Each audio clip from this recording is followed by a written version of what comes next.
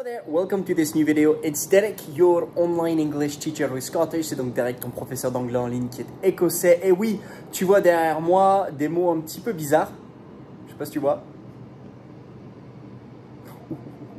Eh ben, je vais te donner mes techniques, mes méthodes faites maison que j'enseigne aussi dans mes formations qui me permettent aujourd'hui d'apprendre le grec, de le mémoriser, de savoir le parler, de savoir me faire presque passer pour un natif, d'avoir ces bonnes méthodes. Je vais tout te dire parce que c'est transférable vers l'anglais, cette langue que j'enseigne sur cette chaîne YouTube. Mais avant ça, tu vas pouvoir t'abonner, liker, partager cette vidéo, me laisser un petit commentaire. Et puis, ça va pouvoir faire grossir cette chaîne YouTube. Bien sûr, tu fais tout ça si tu es intéressé par la langue anglaise. Et je vais tout de suite te donner mes petites méthodes faites maison qui me permettent tout simplement de progresser. Alors, tu vois ici, c'est mes révisions. Alors, désolé pour le contre-jour. Il y a tous mes déclinaisons que j'apprends. Clac, clac, clac. Déclinaison au niveau des noms. Ici, c'est tout ce qui concerne la grammaire et les temps. Et là, c'est les mots de liaison ou les conjonctions. Okay? Donc, je sais que ça peut paraître du chinois, mais là n'est pas l'important. Première chose, sache que ça, je l'ai introduit à l'oral. On me l'a dit, je l'ai écouté, je l'ai répété avant de l'écrire. Et ça, c'est super important parce que c'est la première chose que je veux te dire. En anglais, il ne faut pas commencer par écrire, il faut commencer par écouter. Parce que c'est la porte d'entrée de l'apprentissage. Il n'y a pas de lien entre l'écrit et la phonie. Donc, la façon dont tu l'écris en anglais n'aura souvent aucune corrélation avec la façon dont tu le dis. Et si tu commences par l'écrit, bah, tu vas te retrouver dans un des problèmes que beaucoup de mes stagiaires ont. Ils sont bloqués dans cette façon d'apprendre et surtout, ils sont bloqués dans leur anglais. Qu'est-ce qui se passe? Ils réussissent à comprendre les sous-titres. Ils réussissent à comprendre des livres. Par contre, quand il faut parler, ils sont bloqués parce qu'ils ont appris d'abord par l'écrit. Donc, sache que même si j'ai un tableau rempli de lettres et de paradigmes et de déclinaisons, je l'ai appris d'abord à l'oral. Je l'ai répété, répété, répété, répété. La première chose, c'est entrer par l'oral et après l'écrit. L'écrit est un support exceptionnel. Alors, il ne faut pas négliger l'écrit, mais qui viendra après. Donc, la deuxième chose, ne néglige pas l'écrit, mais mets-le après. Il faut d'abord que tu te débloques à l'oral, il faut d'abord que tu sois à l'aise et tu viens asseoir surtout la mémoire par l'écrit. Moi, j'apprends, je mémorise en écrivant. Je mémorise en étant debout, je n'arrive pas à mémoriser en étant assis, donc je me mets debout et j'écris. Et ça me permet de mémoriser. Donc à toi aussi de voir qu'est-ce qui marche pour toi pour mémoriser. Est-ce que tu écris? Est-ce que tu lis? Est-ce que tu dessines? Est-ce que tu mets de la musique? Est-ce que tu mets pas de musique? Et il ne faut pas avoir peur de tester des choses. D'accord? Donc la deuxième chose, utilise l'écrit, mais après. Troisième grande leçon qu'il faut que tu utilises pour mémoriser et pour apprendre une nouvelle langue. Ici, donc, c'est le grec. D'ailleurs, tu vois que tu n'es pas le seul. Tu n'es pas le seul à apprendre une langue nouvelle. Peut-être tu te dis, ouais, mais il est natif, Derek, c'est facile pour lui, il a appris étant petit. Moi, je suis quelqu'un, j'ai 35 ans, j'ai 40 ans et j'apprends une nouvelle langue, c'est compliqué. Il ne peut pas avoir de l'empathie envers moi parce qu'il est natif. Ben non, je suis en train d'apprendre une nouvelle langue. C'est le grec ancien, et d'ailleurs c'est une langue quasiment morte parce qu'il y a le grec plutôt moderne. Et je suis à ta place. Et je dirais que je suis même avec encore plus de désavantages. C'est que cette langue-là, elle est utilisée dans aucune série, aucune chanson, aucun document officiel. Donc je pars vraiment de très loin, comme d'ailleurs toutes les personnes qui apprennent le grec, et je dirais que je parle de plus loin que toi. Et si aujourd'hui j'ai un peu plus de 150 mots de vocabulaire lus, écrits, parlés, compris, de la conjugaison, c'est tout simplement parce que je mets en place ces différentes méthodes que je suis en train de t'annoncer. Okay?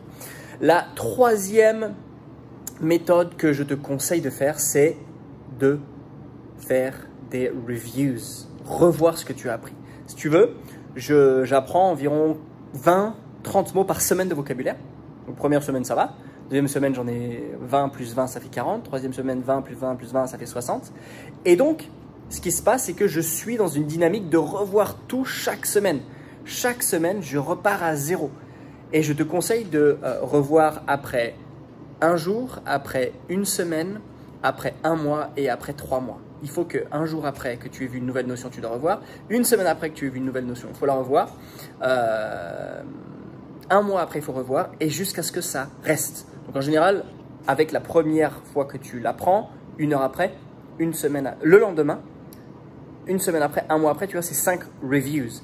Et il faut que tu fasses des reviews constamment. Il faut constamment recycler ce que tu as vu. Si tu ne recycles pas, tu vas oublier. Donc, ça, c'est un conseil que je te donne. Fais des reviews. Tu vois, tout ça, c'est quasiment tous mes mots depuis que j'ai commencé il y a 3-4 semaines. Okay? Donc, les reviews sont hyper importantes. Quatrième chose que j'aimerais te laisser, c'est que j'ai un professeur.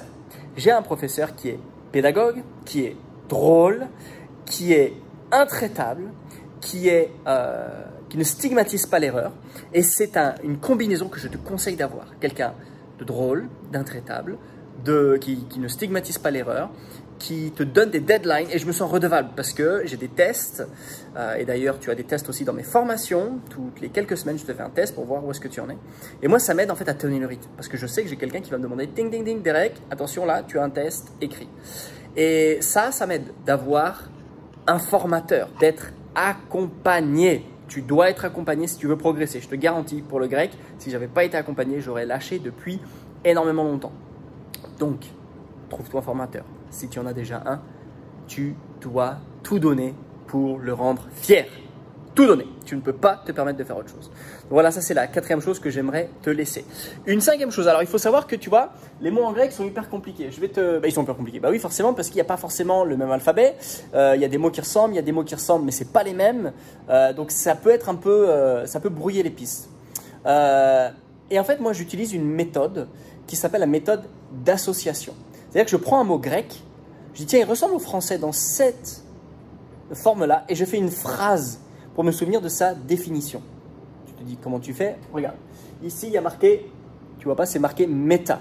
Alors je suis désolé, c'est à l'envers, mais c'est un M, un E, un T, A. Méta. Et méta a deux significations, with et after.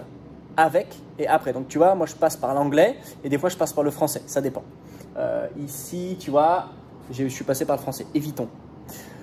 Revenons à méta. Méta, ça me fait penser à quoi? Mettre.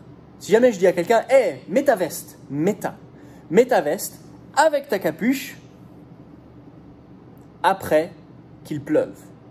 Mets ta veste avec ta capuche après qu'il pleuve. Et en fait, c'est une phrase qui peut-être ne veut rien dire, mais moi, m'aide à me souvenir que mets ta veste avec ta capuche après qu'il pleuve.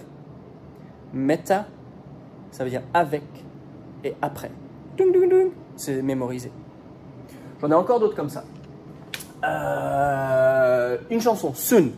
Là, c'est un S, un U, un N. Tu vois, ça, c'est pas un V, c'est un N en grec. Soon. Et bien, soon, ça me fait penser en anglais à soon, bientôt. Et il y a une chanson que je connais qui s'appelle Soon and Very Soon. We are going to be with the Lord. Soon, with. Parce que je me souviens que soon va être dans cette chanson et c'est with. Tu vois?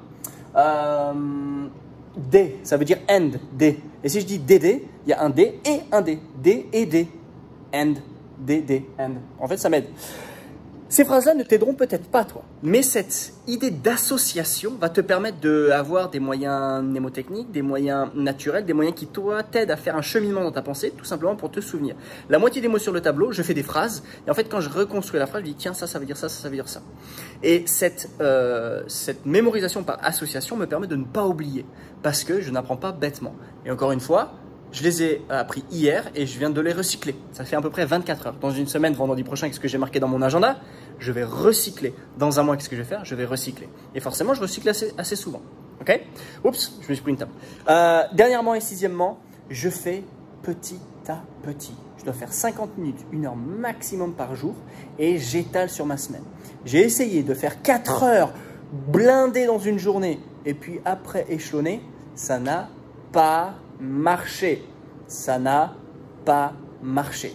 Donc, je te conseille clairement, toi, d'échelonner un petit peu tous les jours. Tu review un petit peu tous les jours. Et c'est vraiment cette idée de time block. Voilà. Je te laisse avec ce superbe tableau. Ça m'a pris à peu près 1 heure à le faire. Il y a à peu près tout ce que tu dois savoir sur les bases du grec. Oui, tu n'apprends pas le grec, tu apprends l'anglais. Mais sache que, vraiment, ces conseils que je viens de te donner, je pense que c'est de l'or parce qu'ils sont tout frais, je suis en train de le faire.